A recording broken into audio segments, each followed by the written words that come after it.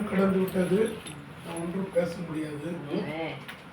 5 நிமிஷம் முடிச்சுட்டு நான் ப்ரேயர் பண்ணி முடிக்கிறேன். நமக்கு ஒரு பாலகன் பிறந்தார், நமக்கு ஒரு குமாரன் கொடுக்கப்பட்டார். கர்த்தத்தோ அவர் தோளின் மேல் இருக்கும். அவர் நாமம் அதிசயமானவர், ஆலோசனை கர்த்தர், வல்லமுள்ள தேவன், நித்திய பிதா, சமாதான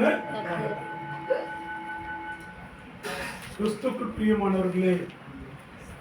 நிறைய நேரம் எடுக்கலாம்னு பார்த்தேன், முடியல. ஏன்னா ஐயா நல்ல ஒரு மெசேஜ் கொடுத்துட்டாரு, அம்மா நல்லா சாட்சி கொடுத்துட்டாங்க. நான் ஒன்றும் பேச முடியாது. 2 வார்த்தை ஏசாயா சொல்ல போல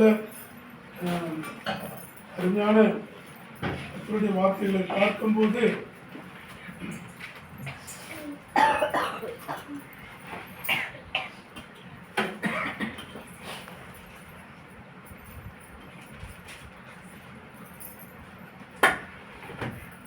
பதினோராம் அதிகாரத்தில் 1ஆம் வசனம், ஈசா என்னும் அடிமரத்திலிருந்து ஒரு துளிர் தோன்றி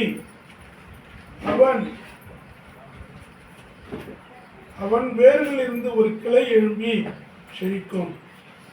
ஞானத்தையும் உணர்வையும் அருளும் ஆவியும் ஆலோசனையும் பலனையும் அருளும் ஆவியும் அறிவியும் கர்த்தருக்கு பயப்படுகிற பயத்தையும் அருளும் ஆவியுமாகிய கர்த்தருடைய ஆவியானவர் அவர் மேல் தங்கியிருப்பார். அல்லேலூயா, அல்லேலூயா, அல்லேலூயா. ஈசா என்னும் அடிமரத்திலிருந்து ஒரு வேர் தோன்றும். இன்றைக்கு நிறைய மரங்கள் உண்டு, நிறைய செடிகள் உண்டு. நிறைய பேர் இந்த வாழ்க்கையில திருமணம் செய்து கொள்கிறார்கள். நிறைய பேருடைய வாழ்க்கையில திருமணம் செய்து முடிவு கட்டத்தில் நிறைய பேர் சொல்றாங்க, என் பிள்ளைங்க சேஃபா இருக்கிறாங்கன்னு சொல்றாங்க. என் மகன் நல்லா சேஃபா இருக்கிறான், நல்ல ஆசீர்வாதமா இருக்கிறான்னு சொல்றாங்க.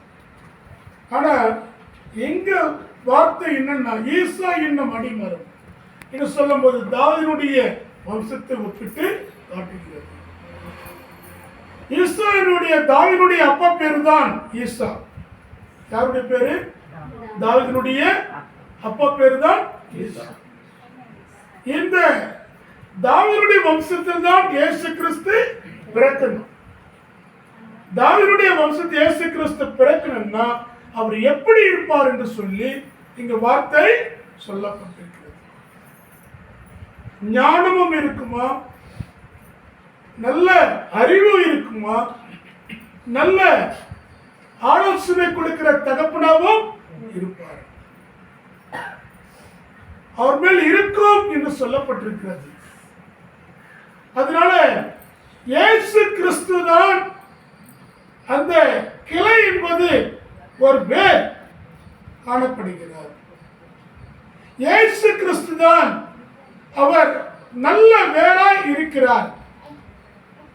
தாவீதுடைய வம்சத்தில், அதாவது 12 கோத்திரத்தில் ஒரு கோத்திரம் தான் கர்த்தர் எடுத்து பயன்படுத்துகிறார்.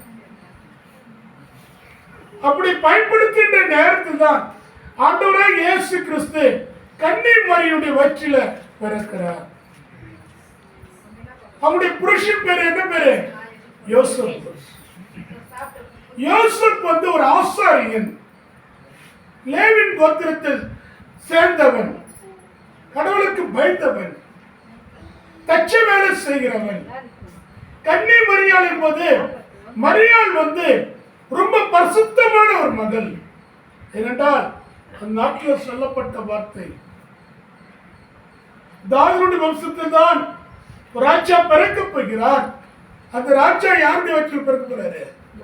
மரியாளுடைய வயிற்றில். அதாவது யூதனுடைய கோத்திரத்தில் தான் பிறக்கப் போகிறார். அந்த யூதனுடைய கோத்திரம் யாருன்னா யோசேப்புடைய கோத்திரங்கள்.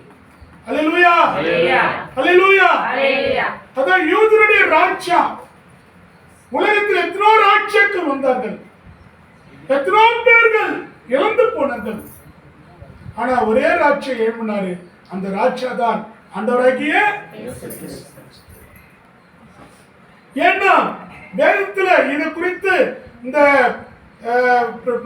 பிறப்பை குறித்து பார்த்தா நிறைய ராஜ்யங்களை குறித்து சொல்லலாம். ஆனா இயேசு ராஜா தான் உண்மையான ராஜ்யா. அந்த ராஜா எதுக்கு வந்தாருன்னா உன்னையும் என்னையும் நேசிக்க வந்தார். அது மட்டுமல்ல, அந்த ராஜா வந்த நோக்கமே உன்னுடைய பாவத்தையும் என்னுடைய பாவத்தையும் நீக்கத்தான் வந்தார். நிறைய ராஜா அப்படி சொல்ல, நான் குதிரை போனா போதும், யானையில போனா போதும், நான் பெரிய பணக்காரன் இருந்த போதும், நான் பெரிய ஆஸ்திரேலியா இருந்த போதும், நான் பெரிய இந்த உலகத்திலே நான் தான் ராஜாவே இருக்கணும், அடிமை தரத்துல நிறைவேற்படுத்தது உண்டு. ஆனா இயேசு கிறிஸ்து அப்படி பிறக்கல. அவர் ராஜாவாக இருந்தாலும் கூட அவர் ஏழ்மை குலத்தில் தான் பிறந்தார். என்ன பிறந்தாரு? மாட்டு கொட்டாயில பிறந்தார்.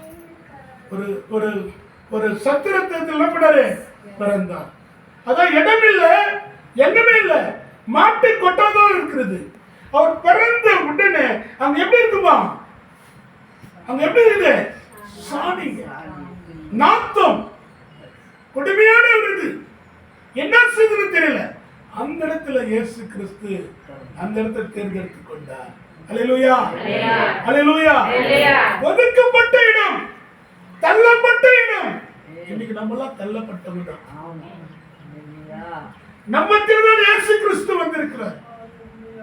ராஜாக்களுக்கு அல்ல, மந்திரிகளுக்கு அல்ல, எம்எல்ஏக்கு அல்ல, பெரிய பெரிய பணக்காரர்களுக்கு அல்ல, உன்னை போல என்னை போல ஏழ்மையான பாதிக்கப்பட்ட பிள்ளைங்க, நீங்க யாராவது இருக்கலாம், பாதிக்கப்பட்ட மக்களுக்காக தான்